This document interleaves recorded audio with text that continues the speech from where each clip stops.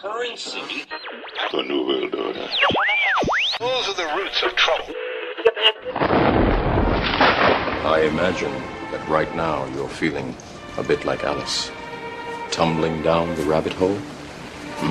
Let me tell you why you're here. You're here because you know something. What you know you can't explain, but you feel it. You felt it your entire life. That there's something wrong with the world. You don't know what it is, but it's there, like a splinter in your mind, driving you mad. It is this feeling that has brought you to me. This is your last chance.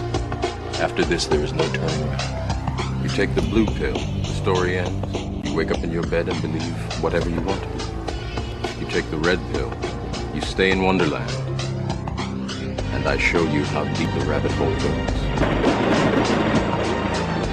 All I'm offering is the truth, nothing more. For we are opposed around the world by a monolithic and ruthless conspiracy that relies primarily on covert means for expanding its sphere of influence, on infiltration instead of invasion, on subversion instead of election, on intimidation instead of free choice, on guerrillas by night instead of armies by day. It is a system which has conscripted vast human and material resources into the building of a tightly knit, highly efficient machine that combines military, diplomatic, intelligence, economic, scientific, and political operations. Its preparations are concealed, not published. Its mistakes are buried, not headlined. Its dissenters are silenced, not praised. No expenditure is questioned, no rumor is printed, no secret is revealed. But I am asking your help in the tremendous task of informing and alerting the American people. And now, welcome to another episode of Down the Rabbit Hole. Here's your host from federaljack.com. It's Popeye. Welcome, ladies and gentlemen, to another live edition. It is September 20th, 2013, the Friday edition of DTRH. Tonight, we're going to be going back in time to one of my, I guess you could say, this happens to be my expertise. If I was going to pick one in the conspiracy realm, although I wouldn't say that, I wouldn't pigeonhole myself, I guess you could say, in one way, shape, or form. But if you could say that I'm somewhat of an expert at something, it would be the JFK assassination. It is actually the very first conspiracy that introduced me to the concept of government conspiracy when I was a wee little lad. And, I believe it's directly responsible for leading me to where I am today talking to you all. So, as you all know, the newer listeners will get to know this, but the older listeners know that this subject is something that I like to talk about multiple times throughout the month. And I've been trying this whole year, because it's the 50th anniversary, to have some sort of do like a JFK, but like a special, but like a year-long thing where every couple weeks I had at least one or two experts on, maybe twice a month or something, over the course of the past 12 months. And as you all know, it's been a little rocky the past 12 months. And so just with the news, with everything that's been going on, all the insanity, plus all the behind-the-scenes drama, right? I haven't had a chance to, there's been a couple months where I didn't have a chance to, have it lined up perfectly. And I was actually, it was going where I had at least one person on more, and then I was starting to get to like two people on per month, and I got interrupted. So I'm glad tonight to have my guest back to talk about this subject. Now, I'm not going to be talking about Oswald. I'm not going to be talking about, well, we will be talking about Oswald somewhat, but I'm not going to be talking about whether or not he did it in the aspect of, was Lee a nice person, or his background information. Anybody that's heard my older interviews with Judith Ferry Baker, you can go look those up in the archive section. And there are shows coming up ahead where I will get into that stuff again. But tonight I'm going to be focusing on the Secret Service and the Secret Service stand-down. This word should be well known to a lot of researchers in the conspiracy community, 9/11, Recently, if you look at the shooting that just occurred at the Navy Yard the other day, it's come out that there was a CERT team that was ordered to stand down. So when stand downs happen, people die and bad things happen. It's always when the people that are protecting or the people that are there to stop things like this are told to stand down. And in this case, it would be the Secret Service. And there's a lot of rumors pertaining to this too, and my guest tonight is going to be able to rip right through all of them. So I want to get into that. Let me introduce you to my guest tonight. He's a good friend of mine, an author, a well-known JFK Assassination researcher. He's been featured in the Men Who Killed Kennedy series, although unless you've seen it online, you wouldn't know it because he was in Part 7. So it's kind of hard to see Part 7 because they don't even actually admit that it exists. But anyway, I digress. Tonight's guest, my good friend, Mr. Vince Palamara. Vince, welcome back to the show, brother. Oh, hey, Popeye. Awesome to be here. Great to talk to you again, and hello, everybody out there. It's an honor. Thanks. So we have plenty of time. My new format here, we only have one break an hour here at my new network. Awesome place to be over here at Truth Frequency Radio. So we have plenty of time to lay it all out. Let's start in the beginning, Vince. Before we even hop into the assassination itself or anything, I want to dispel a rumor right off the bat. Let's get to the ugliest rumor of them all, that the driver spun around and shot Kennedy in the head. Can we please? Can we kill that right off the bat, and then, you know what I mean? Because that's the big one that's always a bone of contention with every time I've had you on or anybody else, and we discuss the headshot and everything else, or the Secret Service aspect. Somebody always brings this up, and I want to dispel it right off the bat so we can move on and get into the nitty gritty. That is not what happened. Correct? Correct. Yeah, sounds good, man. Yeah, it's just like one of those urban legends or myths. There's something, like, for lack of a better way of putting it, there must be some sort of tantalizing kind of like romantic notion to this silly idea that captivates people, because, I mean, no serious responsible researcher believes that, but a lot of people say, the driver turned around and shot Kennedy. Bottom line, to cut to the chase, on good quality, normal quality copies of the Bruder film, there is no doubt that Greer does not have a gun. His hands on the steering wheel. It's Roy Kellerman's forehead. Back then, he had the bro cream look, the wet look they had in their hair, and the sun gleaming off Roy Kellerman's forehead. The agent is sitting next to Bill Greer's driver. In poor quality copies, people have tried to espouse the gun. It's not. It's not a gun. The whole thing is ridiculous. Then you get into the whole notion of the logistics of it, and Jacqueline Kennedy said in Bill Greer a note after the assassination, thanking him for his service.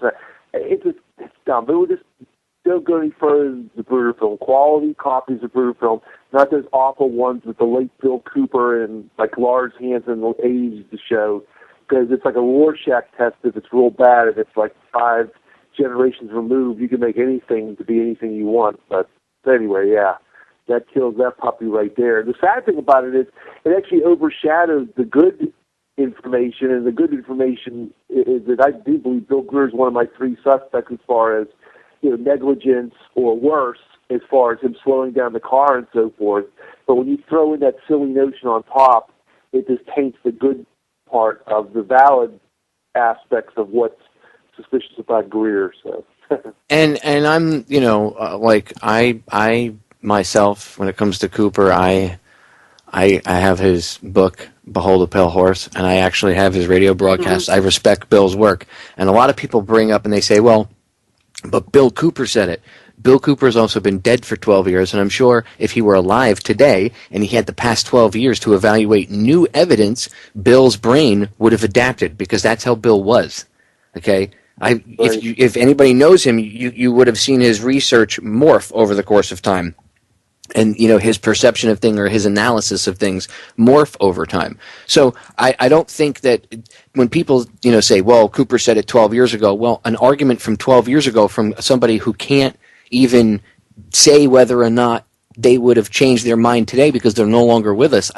It's especially when there's more and more evidence. You can't.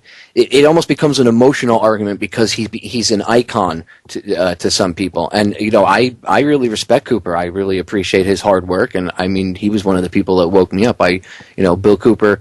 I have a lot of respect for the guy, but I can't allow emotion to allow me to get attached to that. I mean, I looked into that theory when he first said that, and I was like, oh, wow, maybe the guy shot him. But you know what I mean? The evidence doesn't show that. But like you did say, the evidence does show that he didn't stop the car, but he did slow down. And to me, that shows that he knew that there had to be, if the job wasn't done yet, and then, he slows down, in comes the headshot, boom, unmistakable, president's dead, nobody's surviving that, and then he takes off.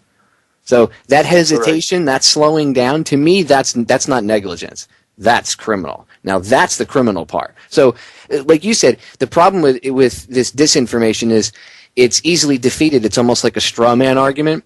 And with people going at that, once that's defeated, then the argument that the Secret Service was involved, period, is now thrown away. But actually, I want to get your take on something else, too, later about that. But I digress. Oh, yeah, there's another one. About that, there's two red herrings with the Secret Service. The Greer shooting Kennedy. The other one, and this is a 21-year-old, actually it goes back to the 70s, really, the late Howard Donahue, the mortal error theory is all of a sudden reborn because of the 50th anniversary. It's George Hickey, one of the agents of the fall car, one of the 8 agents of the fall car. The late Howard Donahue, ballistics expert, alleged that his gun accidentally went off. This ludicrous theory, and he was taken to court over it, and he undisclosed sum of money, and there's no relation to the actor, but there's a film, the Charles Bronson film. Charles Bronson happened to be the name of the amateur photographer, and he was on the other side of the Bruder. And needless to say, George Hickey does not have a gun. He's not aiming at Kennedy at the moment of the headshot. It's his bunk. But just like the Bill Greer shooting Kennedy thing, that's the other major red herring with the Secret Service. It's a damn shame because, some people might argue, hey, Vince, at least it's bringing people to the idea that something's rotten in Denmark. It's bringing them to the notion of Secret Service complicity or negligence. But when you throw in something stupid like that, it just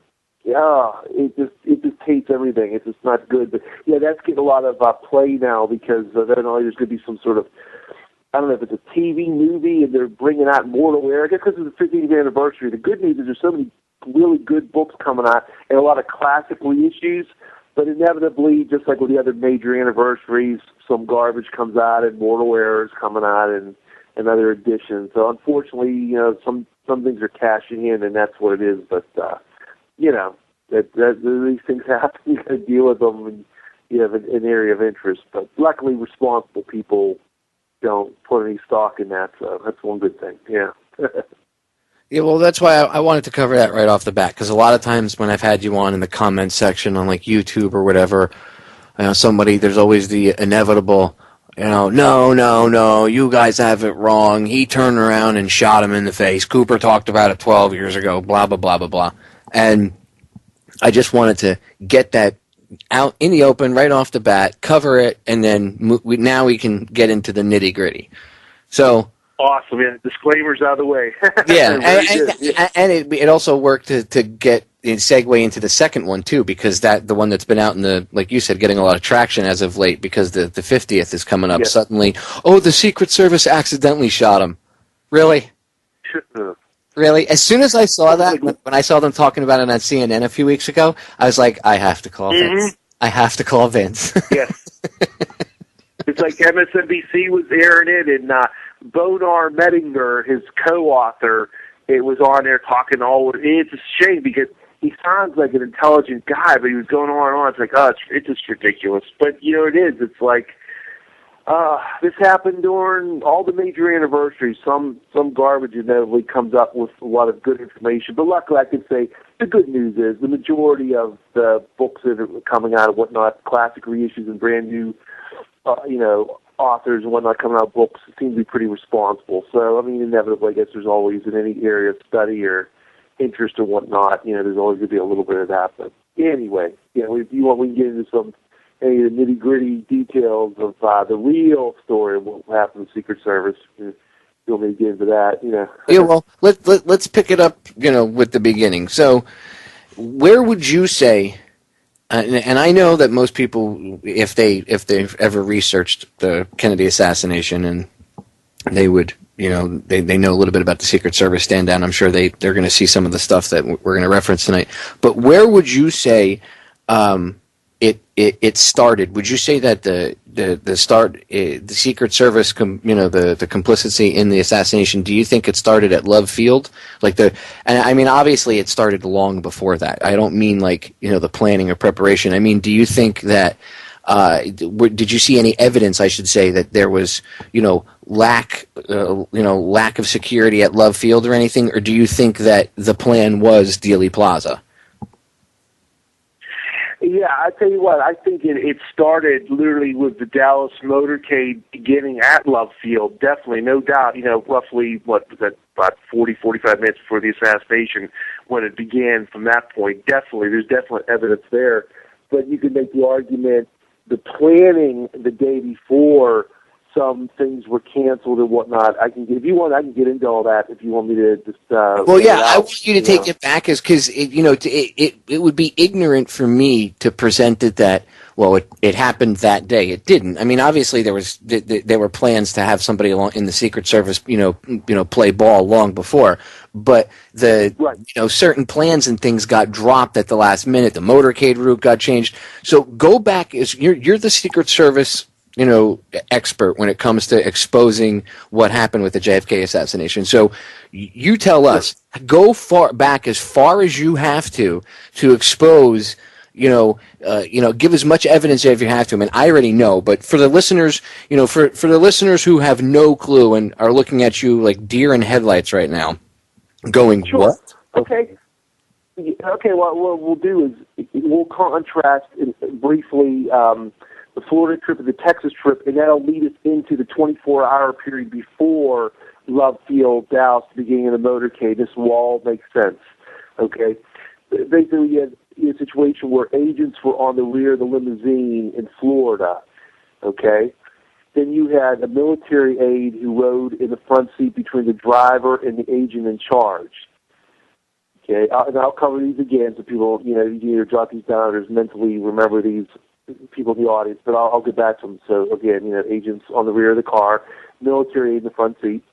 Press photographers were in a flatbed truck in front of the limo. Again, this is in Florida, 4 days before the trip before the Texas trip. You had the number 2 agent was on the trip riding in a limousine. It's either number 1 or number 2 agent supposed to be on the trips. Okay? Multi-story rooftops were guarded.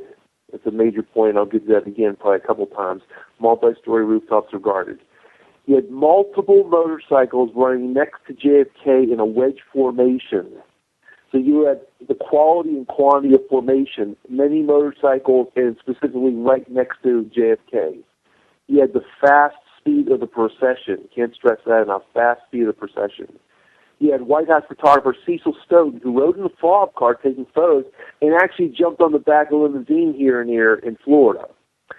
Press Secretary Pierre Salinger was on the trip, and he was very knowledgeable about motorcade planning and security. I got that right from the agent. So it was just like, in Congress, what the press secretary would do anything. He had a lot to do with everything because he would know proper protocol, what should and should not happen.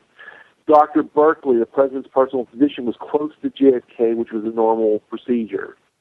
And now the one major area of security that was more like an option that could be used and wasn't used in Florida, but was used approximately 20 times in JFK's administration, so roughly 1/3 of his motorcades. He used a bubble top, and it was either partial or full. Now, while the bubble top wasn't bulletproof, it basically was bullet resistant in the respect that many of the agents I spoke to said it would deflect the bullet, it would shield the assassin's view via the sun glare, and it was a psychological deterrent because many people assumed it was bulletproof, so when a prospective assassin or assassins even fired.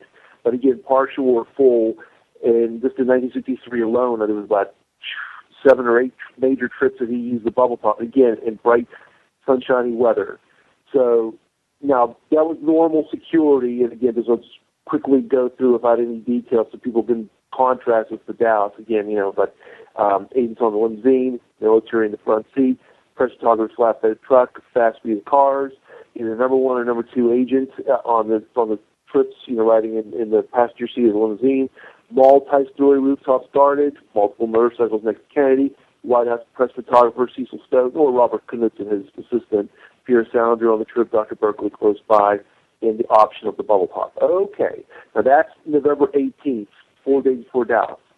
Well, something interesting happens between November 19th and November 21st, and that is the same agent who's on the Tampa trip, the number two agent, Floyd Boring, who I'm going to let the cat out of the bag. I've said this before in other radio programs with you, Popeye. He's one of my three major suspects, sort of lack of a way of putting it. He was also the planner of the Texas trip. Well, what did Floyd Boring do between November 19th and November 21st, right on the eve of the Texas trip?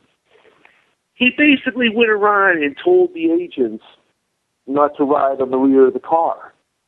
Okay? Now, he's going around telling Clint Hill and that, and allegedly, now, this is the first part of the story. He's claiming that this is Kennedy's desire, that he didn't want the agents on the back of the car. It's a seeming change in protocol right on the eve of the Texas trip. How convenient. Okay?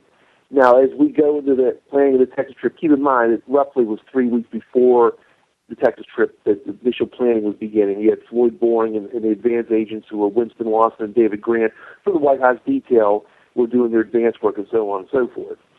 Okay, now we get to Love Field, the beginning of the motorcade, and I'll cover all this. Well, the flatbed truck that normally rode in front of the presidential limousine, and we're talking like every motorcade he had before the Texas trip, it's canceled at the last moment.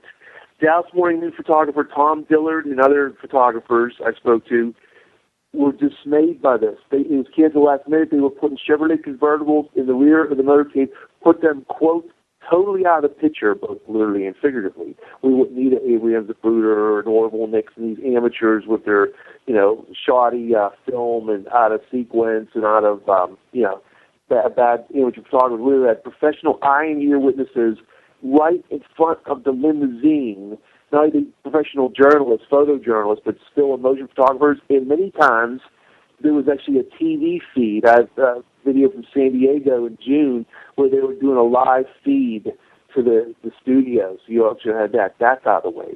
Also at Love Field, the motorcycle men are told to stay away from the car, ride behind the rear wheels. And actually, that's just the informal comments. The night before, Winston Lawson of the Secret Service saying, well, Kennedy doesn't like this. It affects his conversation. So we're going to go from 4 motorcycles on each side. That's down to 2. And again, that insult to injury. I'm paraphrasing part of this in my words. The motorcycle officers were put behind the rear wheels of the limousine. Translation, useless. There were no shield whatsoever. And also, you also had the byproduct of less motorcycle officers, professional eyewitnesses, ear witnesses being there and also being out of the way of any potential shots. Okay? All right, again, now making an analogy, imagine going to the Super Bowl and starting your third-string quarterback. That is basically what happened in Dallas. JFK was warned about Dallas, the right-wing rabid nut country. Izzy Williams said we're heading to nut country. John Birch Society wanted for treason posters. William Fulbright told them not to go, et cetera, et cetera. They don't have the number one guy there, Jerry Bain, BEHN. They don't have Floyd Boring, the player of the Texas trip. Oh, no. They have Roy Kellerman, his first major trip on his own, beside Jerry Bain or Floyd Boring. Unprecedented. Yes, I found 2 other trips where he was on his own. One was for the non-motorcade Veterans Day ceremonies earlier in the month. They made a low-key trip to New York before the highly publicized one in the middle of the month. But it was a non-motorcade, non-public affair. But as far as trips, it was 99% of the time it was Bain or Boring or some combination of all 3 of the top agents, not Roy Kellerman on his own. How convenient. Then you had military aid. He was asked for the first time by the Secret Service not to ride in the presidential limousine to accentuate full exposure. These are all Secret Service decisions. So the buck stops with them. White House photographer Cecil Stoughton, he normally rode in either a press car close to JFK's limousine or he rode in the fob car, which he did between July 1963 and November 21st. November 22nd, he's riding in the rear of the motorcade out of range. He gets there late to the grassy knoll, takes some photos of the Newmans after it's all over. I wrote to the gentleman twice. He's since passed away. He never gave me a straight answer, never answered the question, why were you not close to the motorcade? I strongly suspect that was Secret Service because they pulled away the flatbed truck. And again, normally the fast speed of the car, they're crawling. It's understandable to a point through Main Street, the heart of Dallas, because you had the crowds, which is understandable to a point. But they were crawling when they got through Dealey Plaza. I mean, there was less spectators there. There were spectators, but they were crawling, and there was this ridiculous speed. Then you had the motorcade route, which was up to and including November 18th. It was supposed to go straight down Main Street. That was all the planning was done. Vince, I'm going to pause us right there. I'm going to pause us right there because the break is sneaking up on us. And this is a really important point, the motorcade route. And when we get back, I want to focus on this for a few minutes because it's quite imperative to the whole conspiracy, I would say. All right, ladies and gentlemen, do not go anywhere. Vince and I will be back in a few short minutes. We are back, ladies and gentlemen. So, tonight we are discussing the Kennedy assassination. And as the break came up, my guest Vince Palamara, otherwise known as the Secret Service expert. And by the way, I mentioned this in the beginning of the first hour, or first segment rather, but I didn't get into detail. I said that he was in part 7 of another 3 parts of The Men Who Killed Kennedy that are not aired. And Vince can touch on this as well later. But to quickly explain, there's a part 7, a part 8, and a part 9. And all of those 3 parts were memory hold because of the content in them. And then because of them, the first 6 were never aired again on the History Channel. So if you look on the internet, you can find part 7, part 8, and part 9, and you'll see Vince in part 7.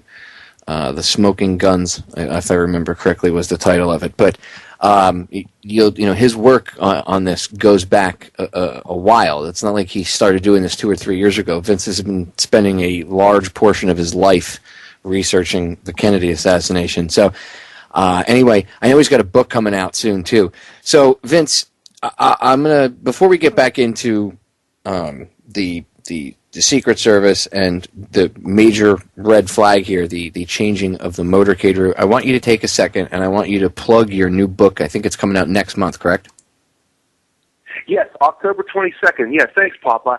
Yeah, the book is called Survivor's Guilt, The Secret Service and the Failure to Protect President Kennedy. Once again, that's Survivor's Guilt, The Secret Service and the Failure to Protect President Kennedy.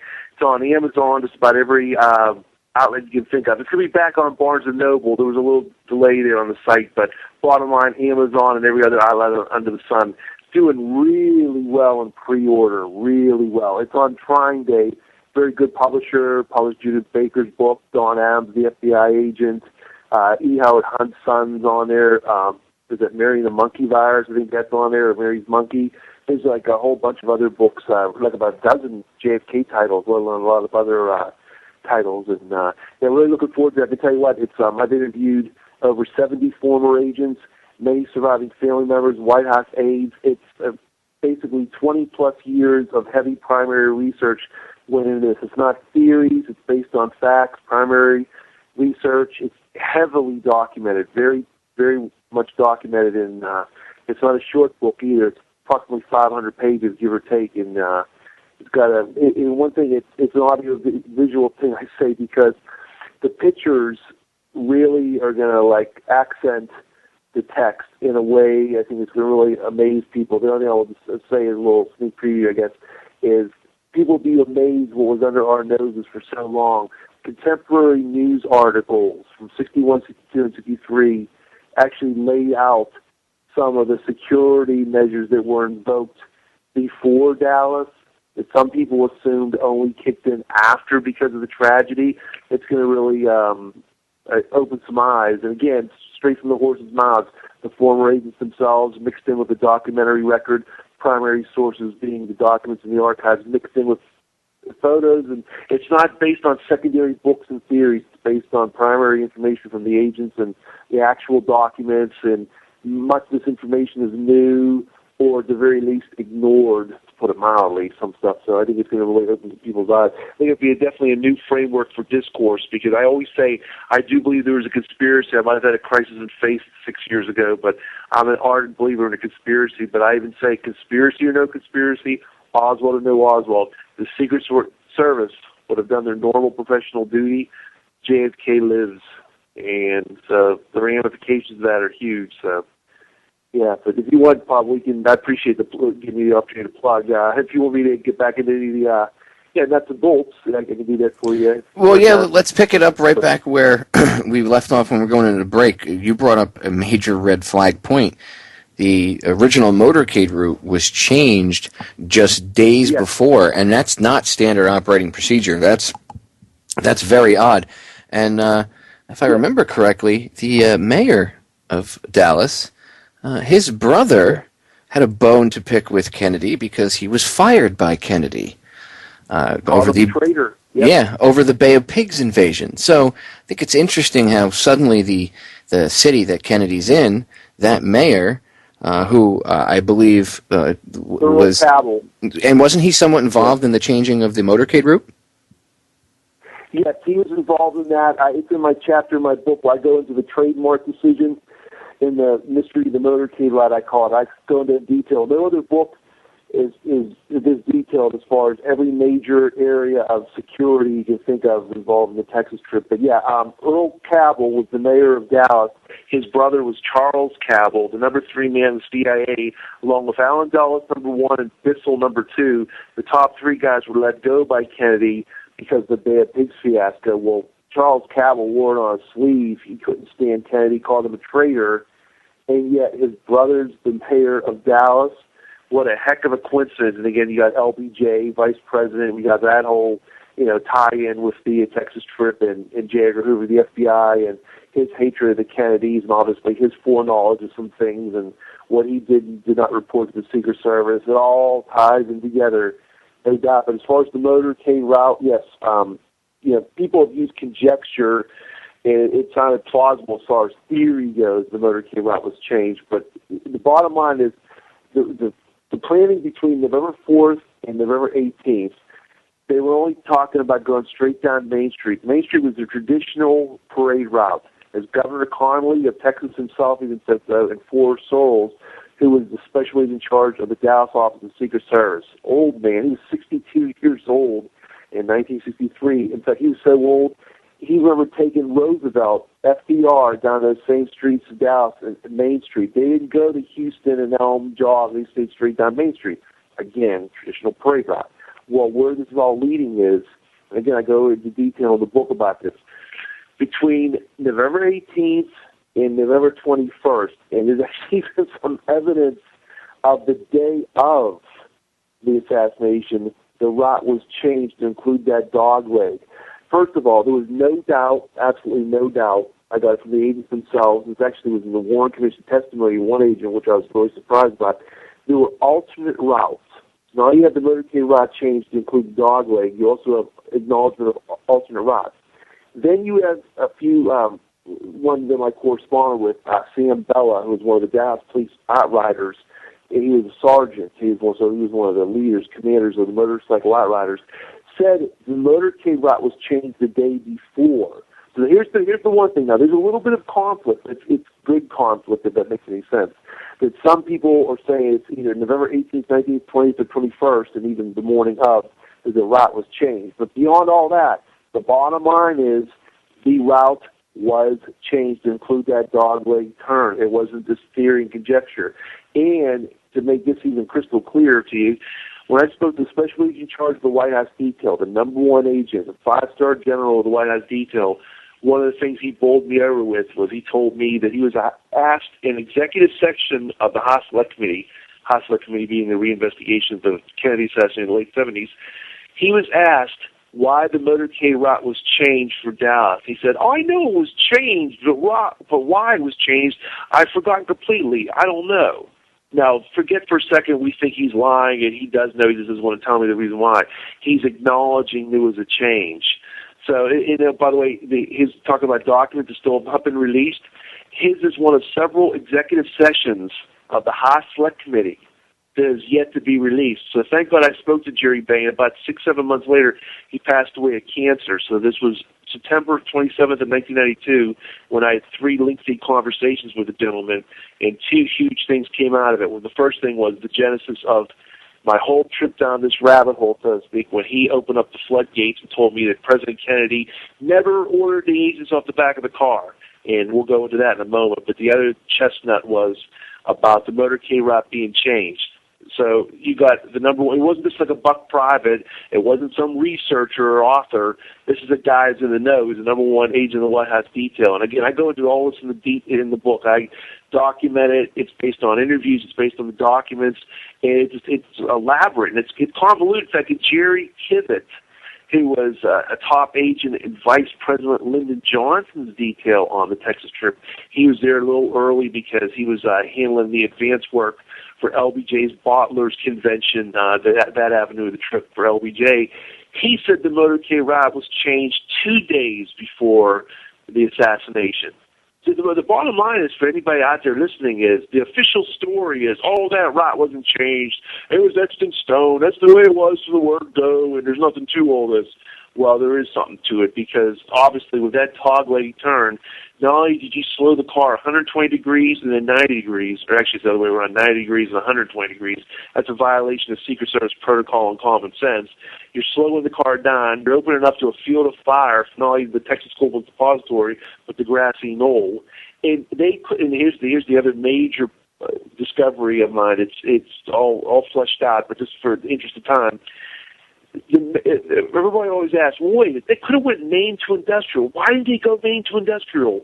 And there was one lone person out there that threw a blanket on it. It rained on the parade. George Lumpkin, who was a Dallas police official, also was in military intelligence. He told the House Select Committee, we didn't go Maine to industrial because there was nothing but winos and broken pavement. So just based on this one lone suspicious source of his background, and I get into this in the book, but in the interest of time, they just went with that. Said, okay, that sounds plausible to me. Why there's a broken pavement? Meantime, JFK visited the slums of Caracas in a heavily promoted motorcade. Okay, he visited Harlem when they went to New York, and that was advertised. And earlier in the Dallas motorcade, Agent Paul Landis talks about passing junk dealers, used car lots, in this typical rundown kind of neighborhood. But they couldn't take Kennedy through industrial, and it wasn't as bad as they're making. And wherever the president goes, the people are going to go. They would have policed it.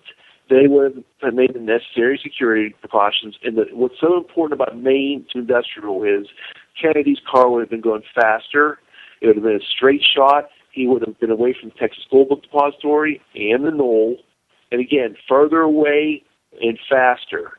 But by taking him through there, you had less witnesses to the assassination, and obviously, like I mentioned before the break, no flatbed truck, no professional still and motion photographer. It was a fluke that James Alkins was standing in the knoll, in the field between the knoll, right there in the plaza, taking his one professional still photo, as the assassination occurred.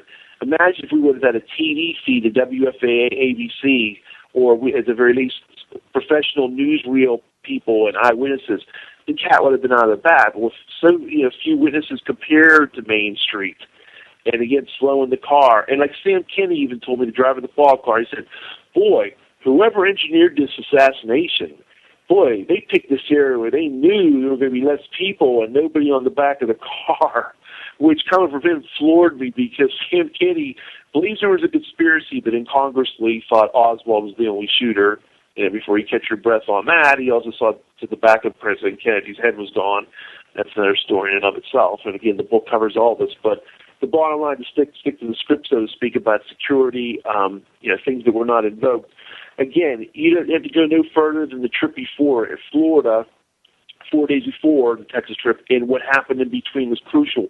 You had Floyd Boring, the planner of the Texas trip, who's going around telling his agents, yeah, you don't want to ride on the back of the car. He's on his own volition, he's doing this. And you're saying to yourself, why? I think you're saying to yourself, well, Vince, that sounds plausible. Okay, maybe the president didn't tell him that. Okay. Well, it turns out I spoke to Floyd Boring 2 times. I have a letter from him, and I also am responsible, myself and Bill Adams, researcher from California, unearthing his JFK Library oral history, which was done in 1976, didn't come out until 1999 because of myself. And all those sources combined, Floyd Boring tells me and tells the world, President Kennedy was very cooperative, never ordered them off the car. Oh, he was a nice man, very nice man, never interfered with our actions at all. Oh, that's not true at all, not true. I read him what William Manchester attributes to him, because I was never interviewed by William Manchester. It turns out he was not interviewed by William Manchester. Another agent, I'll get to that later, or I'll get to that in a moment, spoke for Floyd Boring. It's a little convoluted, but I spell it out in the book. It won't be convoluted when you're done reading it, because you'll be able to cross all the I's and dot the T's. But the bottom line is, Floyd Boring is saying one thing officially, then he's turning around saying, no, it's not true. The $64 million question is, wait a minute, hold the fort. He's telling the JFK Library that President Kennedy did not order them off the car, but why the hell was he, between November 19th and November 21st, going out of his way to tell Clint Hill, in particular, who testified in the Warren Commission, that, President Kennedy doesn't want you on the back of the car. And before we catch your breath on that, when the Assassination Records Review Board spoke to Floyd Boring, again because of myself, I told Doug Horn, you've got to get a hold of Floyd Boring. He had subpoena power. Talk to this guy. And he did, thank God. Well, they audio taped the interview, too. And Floyd Boring adds a little wrinkle now. It goes from strict protocol, this change in protocol to go to Clint Hill and say, hey, don't ride in the back of the car. He says, oh, no. I did tell Clint that, but I was just relaying an anecdote about the president's kindness and consideration. And this. We don't have to ride in the back of the car if the crowds are sparse. That's all I was telling him. So wait a minute now.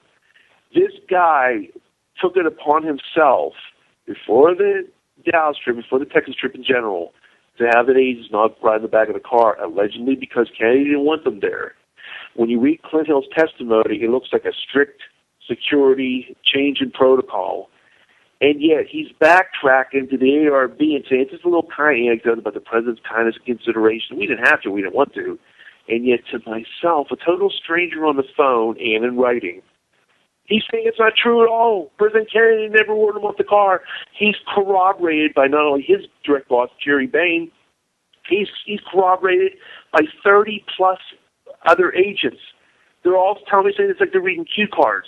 Between 1992 and the present time, I spoke to all these gentlemen. They live all across the country, all independent of each other, and it's a total stranger on the phone or in writing, sometimes both. And they all told me, President Kennedy never orders on the car. Very nice man. It's like they were reading cue cards. So, again, the onus falls on the Secret Service in general, Floyd Boring in particular.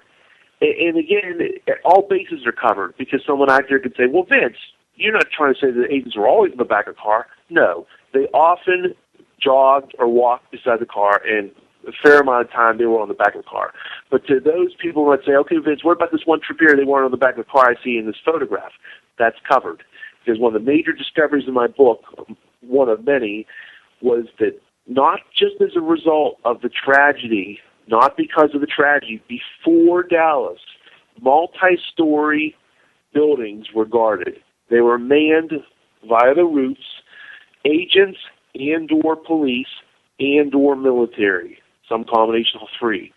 Manned multi-story routes. So what would happen is, in a typical motorcade, as they were coming down Main Street USA, whether it's Main Street Dallas, anywhere, they would have them guarded until the motorcade safely passed, and they would be relieved of their post, and in the next building they'd be there, and so on and so forth.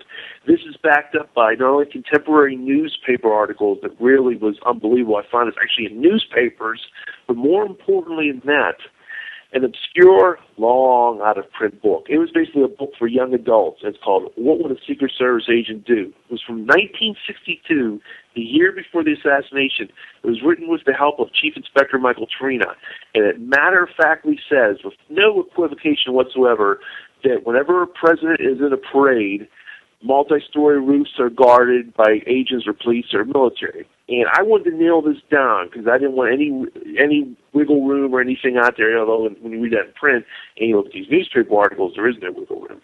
I spoke to Chief Inspector Michael Trina. I also corresponded with him, too. Now, he didn't want to go into any details, but he just confirmed the veracity.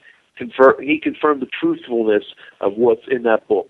He wouldn't expand on anything. He didn't want to answer any other details, but he corroborated what's in that book, was attributed to him. The bottom line on that is, again, not looking at through 2013 lenses, not looking back as Monday morning quarterbacks before the assassination, including the Florida trip and countless other trips, Nashville, Chicago, Paris, the list goes on, rooftops were guarded. That's because the Secret Service had manpower issues back then. There was only 34 to 36 White House detail agents. Now there's like 100 plus. So no problem. They had it covered, literally and figuratively. The roofs were guarded. In Dallas, needless to say, roofs weren't guarded. So when the Rowland couple was looking up and saying, hey, look at that Secret Service agent, and it turned out to be a man in the book depository, and they actually saw two men, well, they weren't just sitting there fantasizing about this. Not only were there two men up there, but more importantly, they were right in their hunch because rooftops were guarded. This was the standard procedure. It was stripped away from Kennedy. So not only do you have Floyd Boring and company, stripping the security away physically beside the car, no motorcycles, no agents on or near the rear of the limousine, you had the overpass was not clear to spectators in Dallas, which created tremendous confusion with the lead car with Winston Lawson and the limousine itself with Bill Greer. Then you have the motorcycles away from the car, the roof's not being cleared. You had the military aid out of the car, slow speeds of procession. This is ridiculous. And these are all because of the Secret Service. Oh, the Dallas Police Department wanted to have a squad car in the motorcade, which was standard procedure. It didn't happen all the time, but it happened a fair amount of time. I've documented it in Florida, Chicago, and New York. Previous trips since 1953. Well, it was canceled last minute. Chief Curry wanted that there. Homicide detective squad car filled with men with machine guns. That was fairly common as well. Will Fritz wanted this. This is all in the documents. This isn't just like, oh, this is your theory. No, this is actually Will Fritz saying this to the Warren Commission. This was changed at the last minute. Seth Cantor is a reporter. It's even in his notes. I got a piece of audio that'll back you up. Here, I'll play it really quick. It's about a minute and a half. It's L. Fletcher Prouty, and you probably remember this. This is from when Nigel Turner interviewed him. For the listeners, this will back Vince really quick. Look up Colonel L. Fletcher Prouty, okay, ladies and gentlemen, and you'll see. Watch. Vince knows exactly what I'm talking about. Check this out. Here's the audio clip. It's Colonel L. Fletcher Prouty talking about how the motorcade lacked any sort of protection. This guy knows what he's talking about. Go look him up. Former Chief of Special Operations. Go look him up. What they call protection of the president is an old skill. I went to Mexico City in 1956 when President Eisenhower went to Mexico City. And by that I mean the security people went there more than a month early to look at every angle of the trip. There are rules and manuals on what we call protection.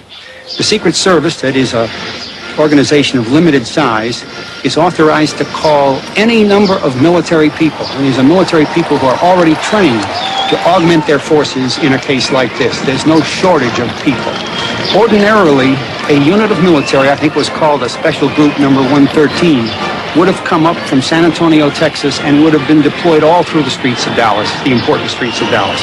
That was not done. In fact, the commander was specifically told he wasn't needed. You've all seen the picture of the school book building, where Oswald is supposed to have shot the president. You notice in those pictures there are open windows. If the Secret Service had been there and had done their usual job, none of those windows would have been open. And had anyone opened one of those windows at that time, they would have been on the radio, they would have had a man in that room immediately, and the window would have been closed. You see, that's protection. That didn't take place. In fact, there were no Secret Service people on the ground around Dealey Plaza that afternoon. They were told they were not needed. Instead. Now, That's Colonel L. Fletcher Prouty, and you can go see the full clip. You can see the full videos. I would recommend watching the whole series, The Men Who Killed Kennedy, the whole series. But some of the stuff is if you watch it, you get a good idea of the amount of people that really were involved. So it does give you an idea that there really was a conspiracy. But it's not. You don't look at it like each one is an individual conclusion. If you look at it that they all kind of worked together in an intricate web, then the whole series makes a lot more sense. But like I said, Vince, that audio clip from Prouty right there goes to bolster what you were saying. You know what I mean? Right. Very apropos, very appropriate little clip there, Popeye. And I tell you what, I'm going to tell you something else too. When Fletcher Prouty was still alive, there was a small segment of, and I hate to even use the word researchers, I'm saying it facetiously, there was a minority of people that were trying to cast aspersions on Fletcher Prouty and say, oh, that's hyperbole. Oh, he's looking back through rose-colored glasses till now and looking back then and saying that would happen. Yeah, that would happen now. That wouldn't have happened back then. He's been vindicated, not only just through my research in general, but specifically the San Antonio, which is the day before Dallas, San Antonio, November 21st, 40 members of the 112 military intelligence group were augmenting the motorcade, and get this now, they even had a helicopter on the route. And needless to say, that didn't happen in Dallas. So, and also, before we even go further than that, about the military aide being told for the first time not to ride in a limousine, normally the police and the military line the street and face the crowd. Well, guess what? It gets to Dallas, and all these are no military line street, which was a common occurrence. That's documented in my book. To add insult to injury, the few police officers that did line the route faced the motorcade like they were spectators. They were meaningless, useless. They weren't watching windows. They weren't looking for potential assassins. You're supposed to face the crowd, face the windows. They were looking the other way like spectators. And the sheriff's department, Sheriff Decker was riding a Lee car, obviously hated Kennedy, and we'll get into that in a moment. He told his men to in no way participate in the security of that motorcade, which we know from Roger Craig's story, which is on video. But the day before, it's in documents, he agreed to use 15 additional men for security to force Sorrells, the head of the Dallas office. He had 24 hours later, he's telling the men to in no way participate in the security of the motorcade. You're merely spectators and nothing more. Vince, I'm going to cut us off right there because the top of the hour break is going to sneak up on us. But again, important points. Huge red flags, ladies and gentlemen. Stand down. If you don't know what the word means, go look it up. We'll be right back. Don't go anywhere. 3 minutes. Stay tuned. Ladies and gentlemen, we are back with hour number 2 here on tonight's live edition of Down the Rabbit Hole. It is September 20th, 2013. Again, I am joined here in hour number 2 by my guest, Vince Palamara, otherwise known as the Secret Service expert when looking into the JFK assassination. Again, you can see Vince, if you want to see him on video, you can see him when Nigel Turner interviewed him for the Men Who Killed Kennedy series, Part 7. You can watch Part 7, 8, and 9. Well, the only actually place you can watch any of them now is, I don't even think, I haven't seen him on Netflix anymore in a minute either, so I think the only place you can watch them now is if you have the DVDs. I think you might be able to get the DVDs from Netflix, but I don't think they do the instant streaming of it. And I know 7, 8, and 9 you can't unless you go on the internet. So just look on YouTube or the internet. They're all over the place on the net. And watch 7, 8, and 9. If you don't know, if some people know about the Men Who Killed Kennedy series, it's a series that was put together, started back, I think, in the late 80s, early 90s by a guy named Nigel Turner. And I'll actually let Vince pontificate on this in a second if he wants to. But basically, like I talked about in the first hour, it was blocked. And it was memory hold, and all the information included in it went into the memory hole as well, including, like I said, the evidence in the one episode alone. I mean, all 3 of them are powerful episodes, but just if you're looking at what we're looking at tonight, and the aspect that we're looking at of the assassination tonight, the Smoking Guns episode number 7, which Vince was in, is a good place to start. I would check that out online. And then now I'm going to make Vince shamelessly plug himself yet one more time before we get into some of the newer stuff, because it's the 50th and there's a lot of stuff with the 50th I want to get into. So before we kind of shift gears a little bit, final thoughts on the the red flag, any more red flags with the day of the assassination that you think people should know about, and then we can get into I know Gerald Blaine, and he got a new book coming out called The Kennedy Detail. We can get into that, but before you do any of that, I want you to shamelessly plug your stuff again. Sure. Yeah, book coming out October 22nd, available now in pre-order on Amazon and virtually every site you can imagine. It's called Survivor's Guilt, the Secret Service, and the Failure to Protect President Kennedy. It's based on interviews of over 70-plus former agents, surviving family members of the agents who passed away, White House aides, sundry other people. It's based on primary research in the archives, unpublished photos, films, I mean, everything you can think of. It's 20-plus years of intensive research went into this book. And in addition to that episode of Men Who Killed Kennedy you were talking about, that is the #1 ratings for the History Channel up to and including 2003. And the customer service reps told me that sold over 50,000 copies of the DVD. They showed my episode 4 times. And lo and behold, because of just very briefly for the audience, it was specifically episode 9 of 7, 8, 9 they were mad about, and it was the LBJ Did It episode. And what happened was Lady Bird Johnson was still alive, and you had people like Joseph Califano and Jack Valente got together and with former presidents Gerald Ford and Carter to nix this, to squelch it. They didn't want this to be shown anymore. And for the longest time, you could still get parts 1 through 6 on DVD. My understanding is you can't even get them on DVD. I could be wrong that you can still borrow the DVDs, but as far as 7, 8, 9, they buried them. All because of the controversy about 9, but I think also because they saw the tremendous success through the ratings and the sale of the DVD. And they're like, we got to squelch this. This is not what we want. That was during the 40th anniversary 10 years ago. Well, now jumping up now to the 50th anniversary, actually the Kennedy Detail book you were alluding to before, Popeye, that actually came out in 2010. However, there's going to be a follow-up book by Clint Hill called 5 Days in November. Just another damage control book is all it boils down to. And what this is, I work a sleeping giant, I guess you'd say. Clint Hill had no desire to write a book. In fact, he wore it proudly on his sleeve that he had many people that wanted to write a book with him, and he never was going to. And Gerald Blaine, another former agent, a buck private, was out fly fishing in Colorado. Had no desire to write a book. And both these guys in their early 80s now. So what spurred them to write books? Yours truly, for better or for worse, you can blame me. And what it was I sent a 22-page letter boldly to Clint Hill in the summer of 2005. The man has an unlisted phone number, an unlisted address. No private researchers ever spoke to him before. I got his address to, and now deceased agent, Lynn Meredith, who was on the John F. Kennedy Jr. detail and whatnot. He gave me private address in front of him. I almost fell over. I couldn't believe it. This is like the Holy Grail. And I was like, oh, geez, thank you so much, because he couldn't give me a direct answer about the agents being on the back of the car. He thought that was the #1 reason Kennedy was killed, that they weren't there. It's like, Vince, you might want to write Clint Hill, because I couldn't give you first-hand information because I wasn't there. So I was like, wow, I cannot believe he's giving me the address. So make a long story short, I boldly sent Clint Hill a 22-page Cliff Notes version of my research, so to speak.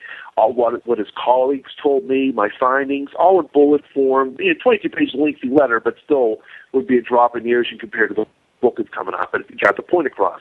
Well, lo and behold, unbeknownst to me at the time, now I did speak to Gerald Blaine before in 2004.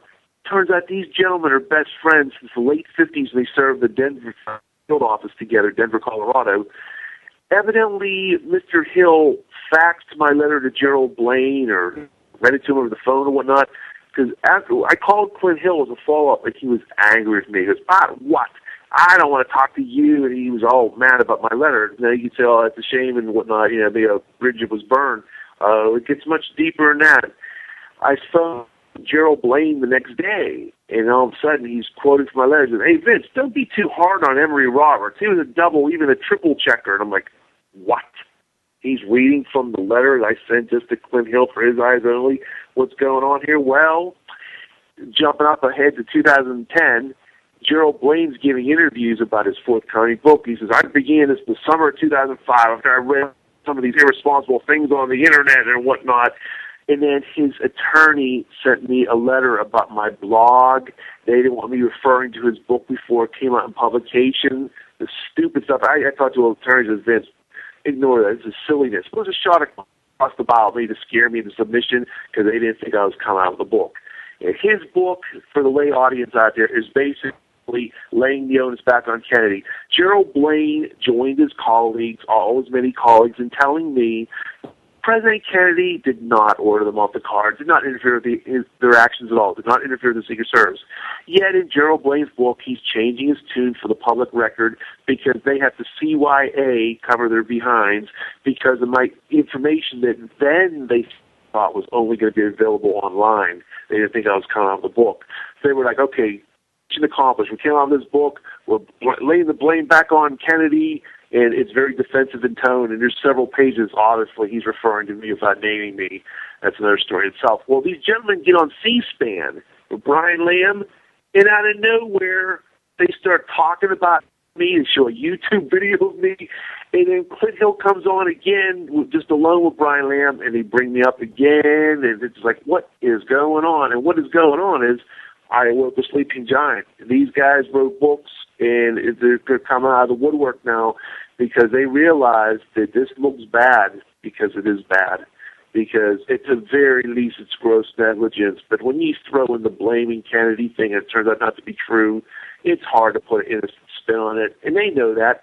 That's why they had to cover their behind. They knew that they weren't going to get any legal trouble at this late juncture that's going to damage their reputation. So they had to come out here, and for the naive people out there, the people that want to believe, that take things at face value, hey, it sounds plausible to me, Kennedy, hey, these guys are telling me that Kennedy told them this stuff. That sounds good. Well, again, like I mentioned before, and I've mentioned elsewhere, the bottom line is people have the wrong idea, and it's very understandable. The lay audience, very understandable. Again, I'm not downgrading or denigrating anybody. It makes sense to think that the President of the United States, whether it's President Obama or President Kennedy or anybody else, would tell the Secret Service what to do. Your knee-jerk reaction is, this is the President of the United States. He's just lowly agents. Doesn't work like that. As Harry Truman himself said, and Lyndon Johnson quoted it, the Secret Service is the only boss the President of the United States truly had. And Chief Rowley testified in the Warren Commission, no president will tell the Secret Service what they can and cannot do. And it gets even deeper than that. Chief Bauman, who was the chief right before Rowley, came out with a book before the assassination. The Secret Service is legally empowered to countermand any decision of the president. I have this all spelled out in my book, reference after reference of authoritative Secret Service officials and sources. Bottom line is the Secret Service called the shots, not the president. And there's even a UPI, there's an Associated Press story the week before the assassination. The Secret Service can even overrule the president when it comes to his security. So this blaming Kennedy, not only did the agents tell me before they start writing books at this late juncture that Kennedy never ordered him off the car, even if he did order him off the car, they would tell him to jump in the river, so to speak, because they called the shots. And Clint Hill, guess he had a guilty conscience. He thought no one would watch his sixth-floor museum oral history. Yes, indeed. He did sixth-floor museum oral history in 2010 just by himself about Gerald Blaine. Maybe he wanted to get his own story out. And he said, well, the president can tell you what he wants done, but that doesn't mean you have to do it. What we used to do was always listen to the president, and then we'd do what we wanted to do anyway. And it's like, oh, okay, you want to get on the record the real story because you know the taint for blaming Kennedy, you want to live with that as your legacy, and maybe future historians will read it. And again, it's a situation is how many people are going to seek that out? How many people are going to pay the money to get the DVD and look at that? It takes people like me that are obsessed with this, that hunt down these documents, pay for them. You wait for them to do this. Is not common knowledge you can get, in any bookstore. You have to be searching for it. You have to know where to look. But the bottom line is, just to break this all down for the audience, is they blame Kennedy for these deficiencies. Kennedy had nothing to do with them. They, the Secret Service, invoked these security indeficiencies for Dallas. Kennedy is killed. What a coincidence, huh? I'm being facetious because it's not. And before we catch our breath on that long litany of things that were not done in Dallas that should have been done, that were just done the last 24 hours, the last 48 hours before Dallas, or the last trip before in Florida, well, then you have, this is another major discovery of mine. Again, this is all spelled out in the book. The book will flesh out all the details. There was a moving monitor of threats to the president that I discovered. What was Glenn Bennett was one of the agents that rode in the follow-up car, and that's pretty well known to people that know, okay, what's the big deal about Glenn Bennett? Glenn Bennett was a protective research section agent. Those are the men that are administrative agents that are in Washington. They're monitoring threats to the president. Say, for instance, some lunatic or whatnot sends us a postcard, says, I want to shoot JFK or, God forbid, an organized plot or anywhere in between. Well, these guys tell the local field office, hey, check out John Jones. Make sure someone is on his apartment. Make sure he cannot leave when there's the motorcade coming by his apartment, and just keep him under surveillance. Well, they don't follow motorcades. They're back in Washington. Bert DeFries testified to the House Select Committee when he spoke to the staff investigators. It only came out in the late 90s that it was rare for a PRS agent to accompany an agent into the field in a motorcade, and no agent from PRS accompanied me. Time Glenn Bennett was with him in San Antonio and on the Florida trip. It gets even deeper than that. Glenn Bennett lied, flat out lied to the House Select Committee with a Secret Service counsel by his side, but no doubt, and said, I was not detailed to the Florida trip. Not only was the gentleman on the Florida trip, he was on every major stop, and he was riding in the follow-up car. This is based on the released Secret Service shift reports that came out in the late 1990s, the final survey reports that came out in the late 1990s that weren't shredded by the Secret Service 4 years before. So yes, they shredded Secret Service reports for the fall of '63. The ones that survived, thank God, do show he was there. So he lied. Why did he lie? He lied because he knew it was going to look bad. The Protective Research Section agents were on JFK's trip to New York, Florida, and Texas, all within a short span of time, and he's assassinated. They were there to make sure his assassination didn't happen because there were organized threats, plural, against Kennedy. Organized crime and or rogue elements of intelligence, whatnot, we're trying to kill Kennedy. Even people like Bugliosi and Posner have even said, well, you know, there were plots of brewing to kill Kennedy, but it was Oswald acting alone. You know, that's their whole ammunition. Well, what these men, on being on the trip, it's not just Glenn Bennett. My other discovery was Howard Norton was another one. He was in Austin, and there's another agent, I'll save that for the book. But the bottom line is 3 PRS agents were there on the Texas trip in 2 major prior stops. One of them lied under oath. His roommate said he was not on the trips, and yet the same Secret Service shit reports and survey reports show this other agent, Tim McIntyre, his roommate, was there as well. Why the lies? Why the cover-up? Why were they there when they're supposed to be administrative agents? And when I spoke to Gerald O'Rourke, another Jerry O'Rourke, he was on the Texas trip, very friendly agent. He's one of the few agents that came out who espoused the conspiracy. It was big news to people in the know, the 40th anniversary, 10 years ago, espoused the conspiracy in the Kennedy assassination, strong believer in it. And I phoned the gentleman, real friendly. Then I started to mention Glenn Bennett, and he goes, I don't want to do it. I'm afraid for my agency. And he hung up on me. Glenn Bennett touched a nerve. And again, people don't realize, you know, sometimes what they're saying, you know, the ramifications of it. Clint Hill, in his book, Mrs. Kennedy and Me, the light and fluffy book he wrote about Jackie Kennedy, there's one crucial line in the book, and it says, Glenn Bennett for PRS came to Dallas to handle intelligence. Oh, really? The official story is Glenn Bennett was just a regular agent. Oh, no. He might have been a PRS agent, but this is their lame cover story. Oh, he was detailed to the Dallas trip because we had a manpower issue. Yeah, that's it. That's the ticket. Yeah. We needed them for manpower, which is lame. They didn't, and I go into the detail why that's bogus. But here's Clint Hill. I guess he slipped out. He didn't realize, or maybe he wanted to clear his conscience again, just like the 6th Museum. Handling intelligence. Oh, okay. So he's there handling intelligence, huh? Nice job, because I thought there's no reason to, because the official story is there were no threats found in Dallas. Believe it or not, Roy Kellerman even found this unusual when he was under oath before the Warren Commission. Future President Gerald Ford said, you found no threats in Dallas? And Roy Kellerman even admitted it was unusual. Other agents told me was highly unusual. Common sense would dictate that. Even JFK said, we're heading to nut country. You think of the wanted for treason signs, the welcome Mr. Kennedy to Dallas, the black bordered ad, on and on and on. He was warned not to go to Dallas, and yet, what? They find those threats? And the reason why they didn't find those threats, they found threats. That was the cover story, because they wanted to cover themselves for not having the security they should have had, and also to cover themselves because the man's assassinated. It's going to look pretty bad if, wait, we did find threats, and, oh, geez, this happened. They had to make it look like a lone nut in a building killed the president, a quirk of fate, and Kennedy had it coming because he didn't want us by the car. He didn't want the motorcycles. So see, that distracted everybody. Everybody looked away from the Secret Service, and they looked at the bad guys, J. Edgar Hoover, the CIA, the Mafia, and there's a lot of good research there. I'm not trying to denigrate anybody else. That's good stuff. I'm not saying that they weren't involved in the assassination, the conspiracy itself, but what it is by everybody looking away from everybody's knee-jerk reactions, oh, there's the bodyguards, there's the guys who are trying to protect the president. What would they be involved in anything?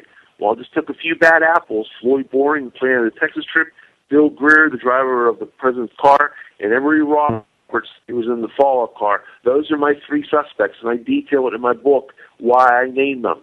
So I'm saying 99% of these agents were quote-unquote squeaky clean, or at the very least just following orders. It's just three bad apples that literally were the schematic for everything that did and did not happen in Dallas, and that's the keystone to everything, to understanding, and everything comes into proper sequence when you realize that, wow, it's because of what this guy did and did not do. There was the domino effect for the other agents to not do things. It wasn't just like this Secret Service conspiracy or these wide-eyed tinfoil hat theories. It's just a few bad apples, part of the cliche, spoiled the bunch. It really was that simple. Well, you don't need a whole Secret Service. All you need is one or two of the right people in on it, in the right position of power inside the Secret Service with the right sway. You know, they would obviously go to somebody beforehand, somebody high up, perhaps the head of the Secret Service would know about it, obviously. And they would, or maybe his deputy or whatever, and they would get in on it. Right. And then once they went to that person, they would say, "You tell me who you can trust. You know, give me 2 agents or give me 4 agents that you know you can trust, and then they can control the other agents." That's how this stuff works. That's exactly how this works. Exactly. You got it, Popeye. You know what's going on. It's exactly it. And here's the thing. I'm not espousing that, you know, Chief James Riley and the Secret Service, this was some conspiracy. No. I'm saying, I'll just spell it out for you in a few sentences for the audience. Now they'll understand what I'm trying to say. Not only the specific agents that I spelled out, Floyd Boring, Emory Roberts, and Bill Greer. What you also had, the motive behind it is that several agents, maybe more than several, were angry at President Kennedy for, sad to say, his private life. There's no doubt that JFK had a dark side. Good man, did a lot of good things. We all have faults. His fault was he was a womanizer. And back in the early 60s, not the social mores of the times now, back then, divorce was taboo, adultery was very taboo, and President of the United States, and he's, in the bottom line, you don't take my word for it, right from the horse's mouths, these agents are on, several of them. It's all detailed in the book. Seymour Hersh beat me to the punch on a few of the agents, but I have some more information that he didn't even talk about. And these agents said that, you know, they were angry at the president. Any president shouldn't treat the White House this way or the country this way. He's a procurer with prostitutes. One of those agents that said that was Tim McIntyre, who rode in the fall car. Well, guess what? He was also speaking for the then-deceased Emory Roberts. Emory Roberts passed away in 1973, and said when he came to the detail, Tim McIntyre came to the detail in the fall of 1963, obviously shortly before the assassination, Emory Roberts pulled him aside and said, look, you're going to see a lot of stuff around here, a lot of stuff with the president. Keep it yourself. Don't even tell your wife. And then Tim McIntyre in interviews says, well, yeah, he mentioned a lot. He talked about a lot, the president. And then in the next breath, he goes, my colleagues and I felt abused on our service on behalf of President Kennedy. These procurer prostitutes, I was disappointed in what I saw. I couldn't wait to get out of there. I was like, whoa, wait a minute. Emory Roberts is conveying to you, you feel this way, you're in the fall car, you're supposed to protect the president, the shots are ringing out, All it takes a few seconds of action. I didn't like this SOB anyway. And you say, Vince, time out. What would Henry Roberts, what was his big thing? Why would he want to do that? Well, it is what it is, as the saying goes, the vernacular of today. What was his benefits? He did something no other agent has ever done from 1865 to the present. Pretty bold accusation on my part. Vince, what is it? Okay, I'm spellbound. What are you talking about? What's so unique about Henry Roberts? He broke the apolitical code of the Secret Service. The Secret Service is the only boss of the agent. Yes, they were there to guard the president, but the boss all those years of the Treasury Department, last 10 years of the Department of Homeland Security. He became the receptionist, not secretary, that's different, receptionist for President Johnson at the same time he was a Secret Service agent. There's absolutely no doubt about this. And I did speak to Sam Kinney about this, but more importantly, I got contemporary newspaper articles, plural, about this. He was the president's receptionist, Johnson's receptionist, at the same time he's a Secret Service agent. Before we catch our breath on that, LBJ is trying to get him to head the Federal Parole Commission. That's one of the last things he did as president, to try to ram it in there before President Nixon vetoed it. Okay? And then when LBJ is giving his farewell address to the Secret Service, wish them all a good. I'm sorry Henry Roberts couldn't be here today. He greets me every morning and says goodbye to me every night. The exact same sentiment he used with Bobby Baker, who went to jail for him, and Billy Saul Estes. And Henry Roberts, as other authors and Kenny O'Donnell, Dave Powers, loyal Kennedy aides even noted, his switch in allegiance, they said literally, Roberts switched to Johnson as soon as Kennedy was shot. And when he got to the hospital, he said to Roy Kellerman, his boss, you stay with Kennedy, I'm going to Johnson. Yeah, he went to Johnson, all right. He became his receptionist. No, this is so unprecedented. I can't stress enough what shockwaves this is. You do not become... You're not a Democrat or a Republican when you're Secret Service. Even if you privately in your mind feel a certain way, you were there, an apolitical creature. He was the president's receptionist while he's still a Secret Service agent. Yeah. And he also rose to the position of inspector, a highly coveted position of power and influence, because you're not going on motorcades, a cushy desk job where you just basically, supervise other people in field offices is a dream job, high paying, high grade. So talk about who benefits. This guy was so close to Johnson, he was like Billy Saul Estes and Bobby Baker Part 2.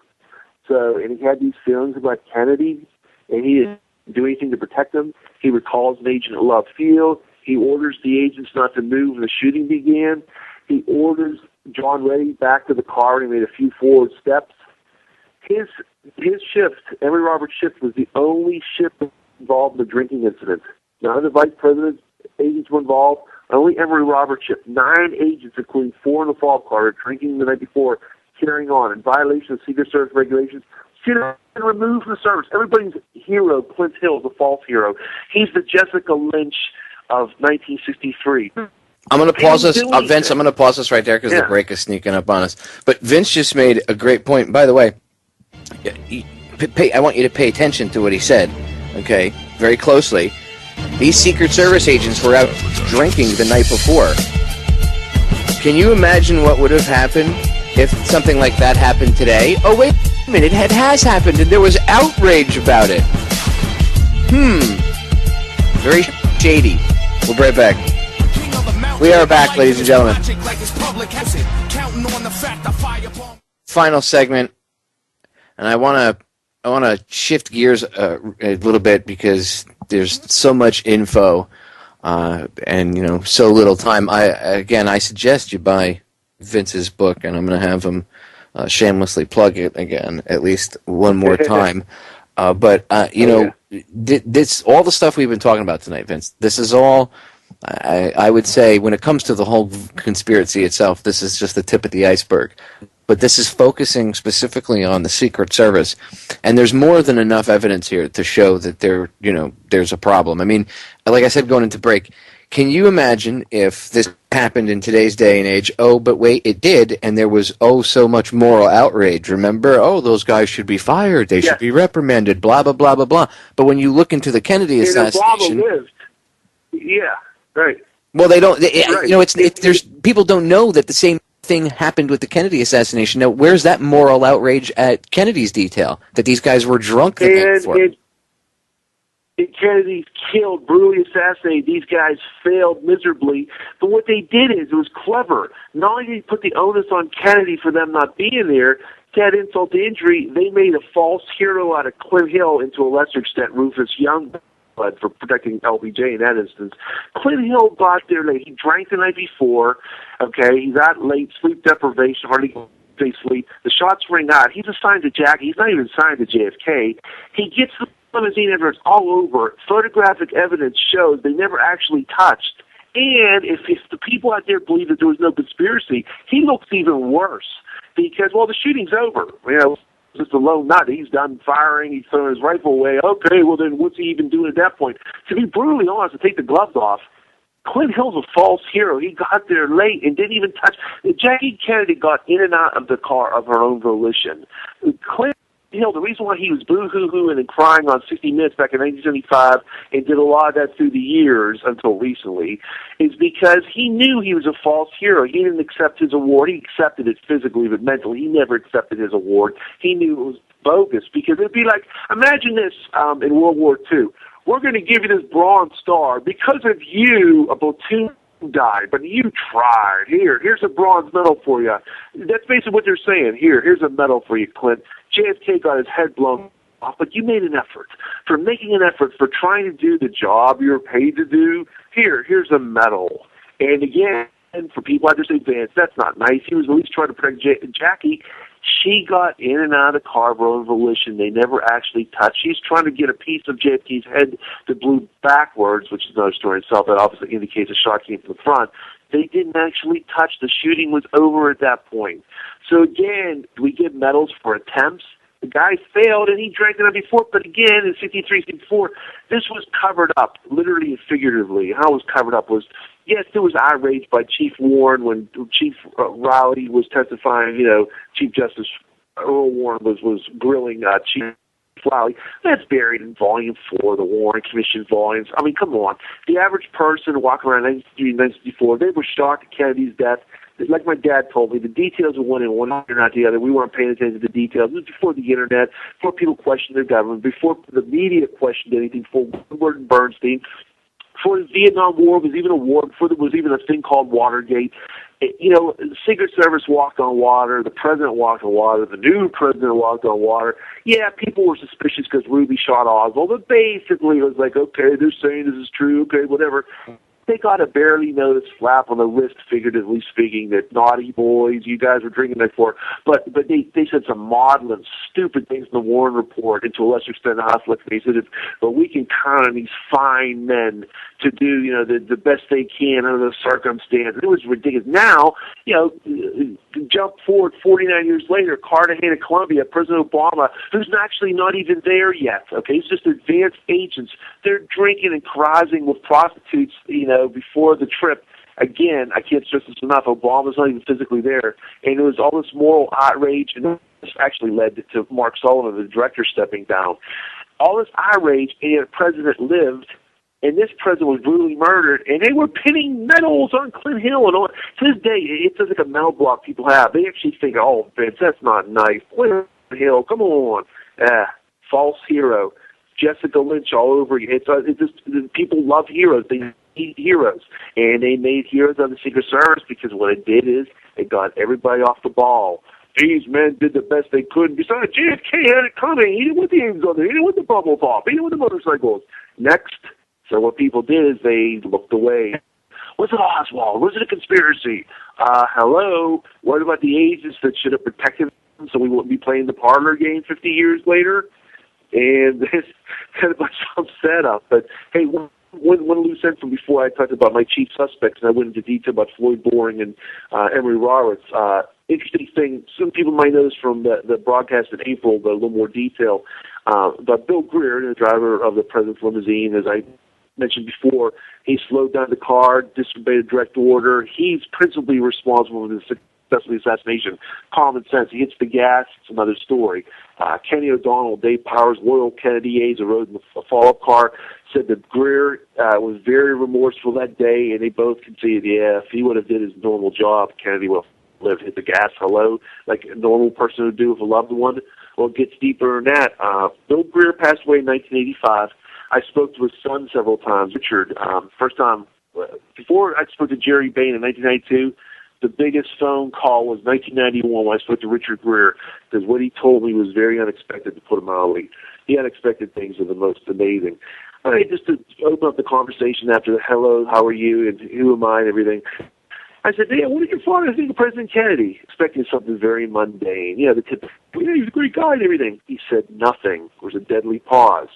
I was like, okay. So I went back to some other mundane things, and Richard started talking again. I went back to it. So what did your father think of President Kennedy? He goes, well, we're Methodists, and JFK was Catholic. A little bland like that. And before we get in again, I like to use this phrase, catch our breath on that, it turns out Bill Greer was born and raised in tiny Tyrone, Ireland. Didn't come to this country until he was like 18 going on 19. Well, as many people know, in Ireland, it's been going on for generations, centuries, Protestants and Catholics have been literally waging bloody war against each other. So rather than telling a total stranger on the phone, even to cover his butt, my father loved Kennedy, said, well, we're Methodists and JFK's Catholic. After that deadly pause, no pun intended for the deadly pause his father did on Elm Street, well, Bill Greer wasn't just the driver of Kennedy's car. Oh, there was another driver. His name was Thomas B. Shipman, a little-known name. Yeah, he drove Kennedy on the conservation tour in September, early October, and he drove Kennedy in Chicago and countless other trips in Florida, earlier Florida trips, not the one in November. Okay, so where am I leading with Tom Shipman? Whether he platooned with Bill Greer? Oh, yeah, he platooned with them. Something happened October 14th, 1963, a little over a month before the assassination. Thomas Shipman died. Thomas Shipman died of an alleged heart attack at Camp David. Remember I was talking about Emory Roberts, my other suspect, the only agent in the Secret Service who has ever performed apolitical functions, non-Secret Service functions while he was an agent? Thomas Shipman, there's only been roughly 35 agents to ever die in the line of duty between 1865 and the present time, including like the 5 agents who died in the Oklahoma City bombing, an agent who was run over by a streetcar in 1902 trying to protect Teddy Roosevelt. Very small list. Well, Thomas Shipman dies of an alleged heart attack at Camp David. And it turns out, I didn't find any article, this is the update from April. Researcher friend of mine, Deb Galantine, came across an obscure news article in Baltimore, Maryland. It wasn't the Baltimore Sun or the major dailies. It was the equivalent of like a suburban newspaper, an obscure, only if you lived in that specific suburb. And it mentioned, he was the driver of President Kennedy's cars. He passed away of a heart attack at Camp David. The guy was buried 2 days later. Hello, where's the formal autopsy with the toxicology reports, which didn't take at face value? A firm and fit Secret Service agent died of a heart attack. Obviously, that brings us to the $64 million question beyond the gasp of, wow, that's incredible. An agent died before the assassination. It could have been Shipman driving Kennedy down. Instead, it's this inept Bill Greer. So there's all sorts of possibilities there. This is incredible. People talk about the mysterious deaths of people. There's a book was written about a hit list, the bestseller right now, Richard Belzer and David Wayne, about people that died after the assassination. This one died before, and this was my discovery. You might say to yourself, Ben, your discovery this agent died? I mean, this wasn't well known? Wasn't known at all until I publicized it. One of several, and it's by default. It's not ego. It is what it is. Just like the agents on the back of the car issue, that was popularized by myself, the film footage of the agent being recalled at Love Field, the list goes on. But I found this was an obscure manuscript. George McNally, the former Secret Service agent who became the head of the White House Communications Agency, he was on the Texas trip. He died in 1970. Unbeknownst to everybody, he wrote a manuscript, and his widow came out with it in 1982. It was not a book you can get over the counter. Again, it's before the internet and Kindle and downloads and everything. Only X amount work. In fact, it was so obscure, his grandson contacted me for a copy. He didn't even have it. He just read about it. There was a book that existed. Anyway, this book was non-indexed. It didn't even have an ISB number. It was basically a self-published manuscript. His wife, or his widow, made X amount of copies. Cut into the chase. When I read this in the late 90s, I came across a passage that blew me away. It said, Thomas Shipman, one of the president's drivers, died suddenly. And that's all it said. I was like, what? Thomas Shipman? I don't even know if I know that name. And I said, wait a minute, he was mentioned. In one of my interviews with Sam Kenney, he mentioned Thomas Shipman was one of his buddies who was in the garage detail with him. And again, the agents, just because they're in the garage detail chauffeurs, they weren't just chauffeurs. They had weapons, they had training. It's just a specialized thing they did. They also drove the presidents. Well, I had to get more information on it. I looked online. There was nothing online about Thomas Shipman. I checked Ancestry.com. Nothing there. No obituaries, no articles until this 2013 obscure Suburban article mentioning his death briefly was found by research. But the point is, it wasn't until I started asking questions and whatnot, 2 years later, and again, no tie-in to 9/11, just the timing of it, that's all.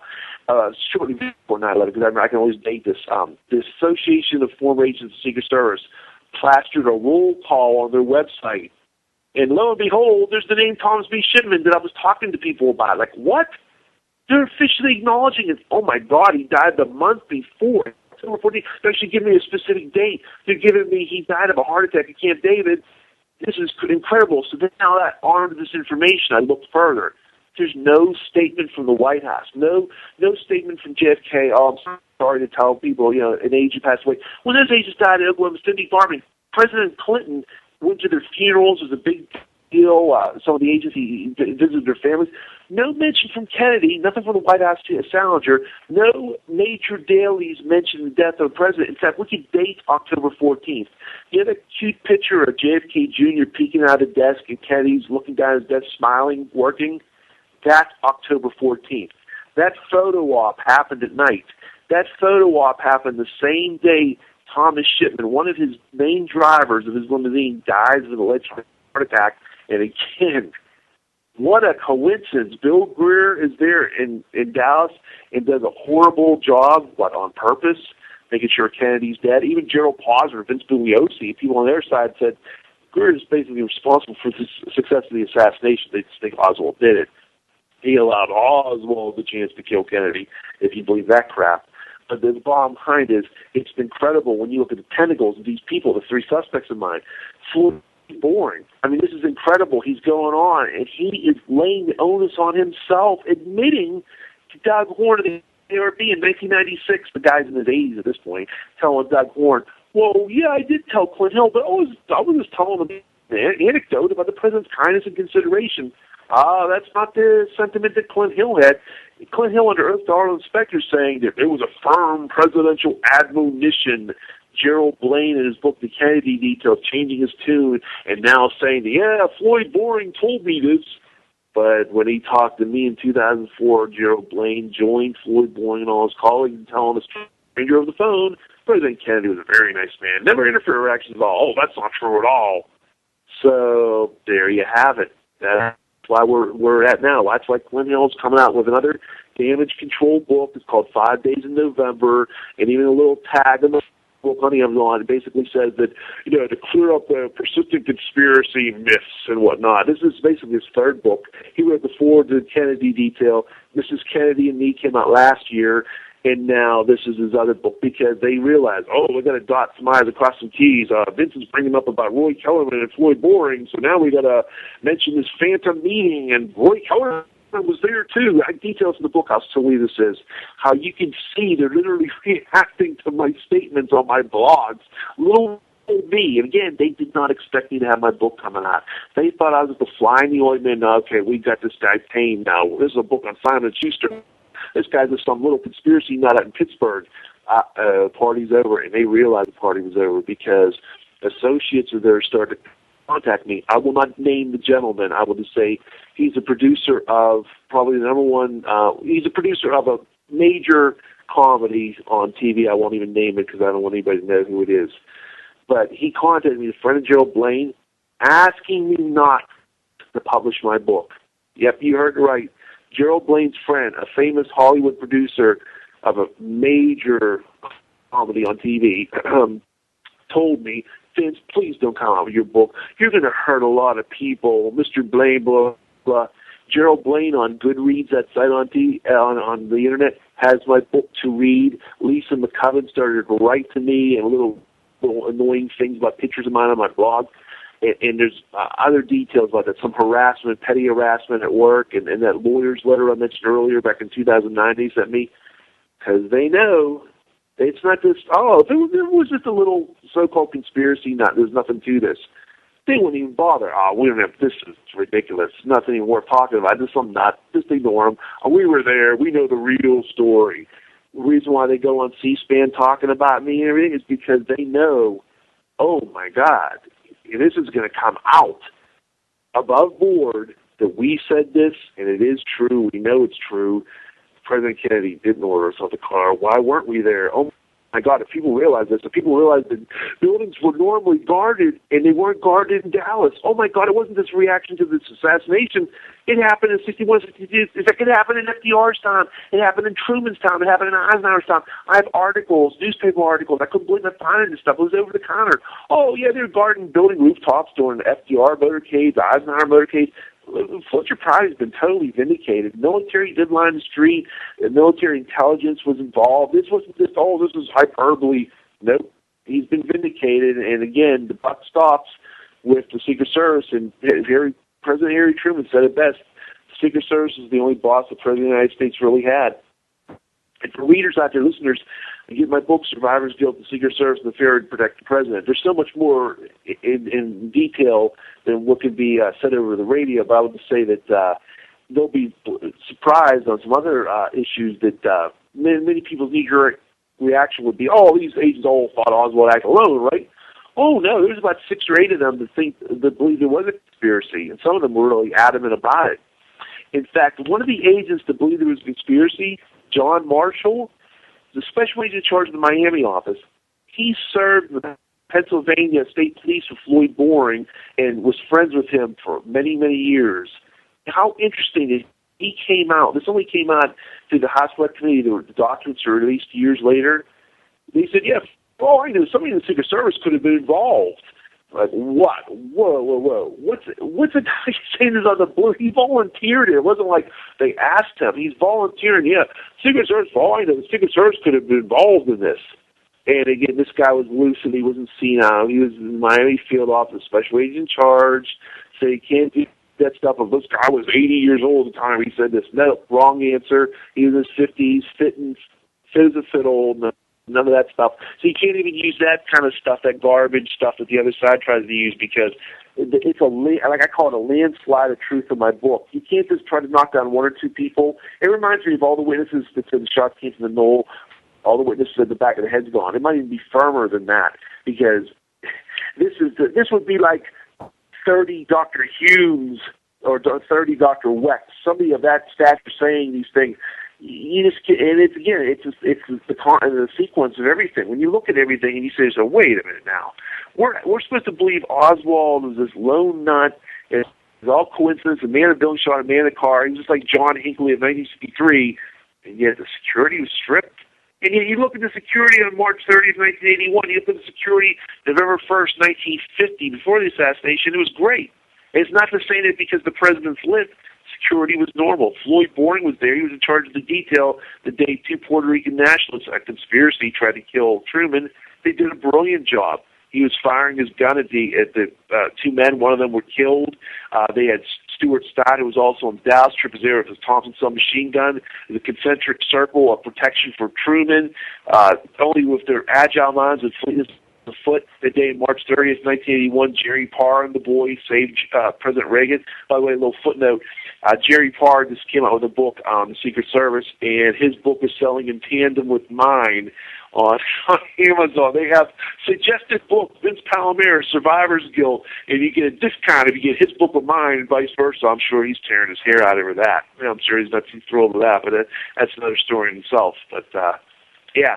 So it's basically we got a war of ideas, and another little footnote is Gerald Blaine was going to come out with a major Hollywood movie called The Kennedy Detail. They had money problems. It's moved to just for TV only. It's going to come out next year after the anniversary is long gone, so I don't know what's going on with that. That's what he's claiming. The movie's going to come out based on his book. But this is all this damage control. That's why they didn't just go away after 1 book. That's why there's a 2nd book written, a 3rd book written. That's why they're getting on TV and espousing the junk about Kennedy, because they know that they got to do as much damage control as they can, because the party's over come October 22nd next month, because they're going to realize, wait a minute, wait a minute, you mean to tell me that Kennedy had this kind of security the day before, 4 days before, the week before, the month before. Well, why wasn't he protected like this, like he was in Nashville and Chicago and New York? That's when people are going to stop playing the parlor game, and they're going to say, wait a minute, what the heck's going on? And like I said before, I'll say it again, I definitely believe there's a conspiracy. There's definitely pro-conspiracy information in the book. Not just what the Menace files, but there's some other details in there that will be very fascinating. And so I think this 50th anniversary is going to be pretty huge. There's a lot of really major books come out, a lot of good stuff out there. Some stuff is even come out right now. Jerome Corsi's book and Lance Moore's book. There's some really good information. And what's good is we're not playing that guessing game we used to play in the past. Now, books are heavily documented, primary source information. Those days of theorizing and guessing in the dark, that's over now, because you have the releases of the House Select Committee, the ARB. People are actually interviewing people now. It used to be a guessing game where people would just go through the ballistics and espouse their favorite theory of who they think might have killed Kennedy, and always left everybody dissatisfied, because at the end of the day, people were like, I think there was a conspiracy, but I don't know there was one. I don't know. We'll never know. People used to say it all the time. We'll never know the truth. We know the truth. It's just a matter of we don't know maybe the actual specific shooters and whatnot. It's just a matter of getting that out to the public. And I can say on that score, if pre-sales of books and Amazon ratings or anything to do with it, the message is getting out loud and clear. You can thank the internet and Kindle and whatnot, and specifically because his books are getting out there and huge. I mean, this was the early mid-'90s. If you're in a smaller publisher, your book comes and goes. Nowadays, it's all an even playing field. So consequently, a lot of what we call more obscure titles in the old days are on the same playing field. So that information's getting out there. You don't have to have a major publishing house. It's kind of like with musicians, with the YouTube and everything superseding record companies. Well, what's happening now is just a grassroots movement now. If you have a good blog, if you have access to any kind of, I do have a legitimate publisher, but even if you just have Create Space and Amazon and whatnot, and you're able to put together Kindle, you can really get your information out there. So we're seeing a lot of academics, a lot of scholars, a lot of responsible people putting out information. So there's a lot of weight behind the notion of conspiracy and cover-up. It's no longer a guessing game. That's what we did. That's what we did like 20, 25 years ago. And that game's long over now. So I think that's why people were excited about this anniversary, because the guessing game's over. And I think it's just judging for the little bit I've seen some of these other books too. I'm really amazed because. Are you going to be speaking in Dallas? I'm going to try to get there. It's just a matter of work schedule. Yes, I work full time, so just a matter of trying to get there. Well, I know how that is. I want to try to get down there myself, but you know how it is.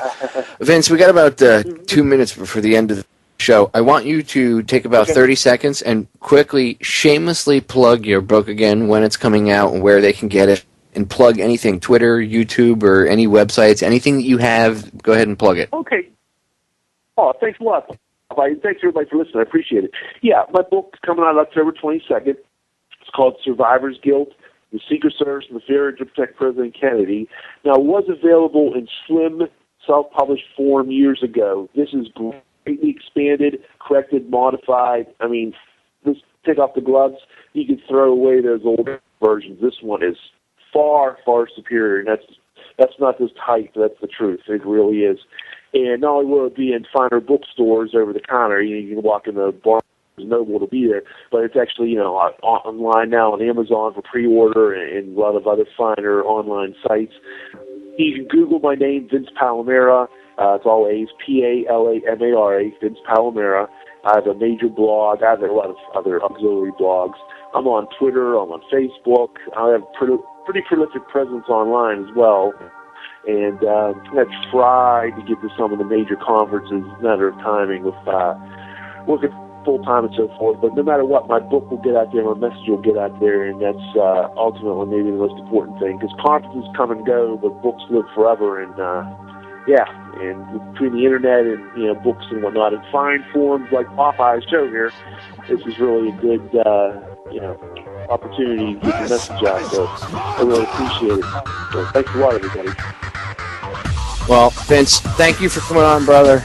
It's always an informative broadcast. I just sit back and listen, and I even, light bulbs go off in my head, and I make new connections every time I chat with you. Ladies and gentlemen, check out his book, Research the JFK Assassination. It was not Oswald acting alone. In fact, Oswald didn't do it at all. I'll catch you all again live Tuesday. I love you all. The solutions to our problems are most definitely an inside job.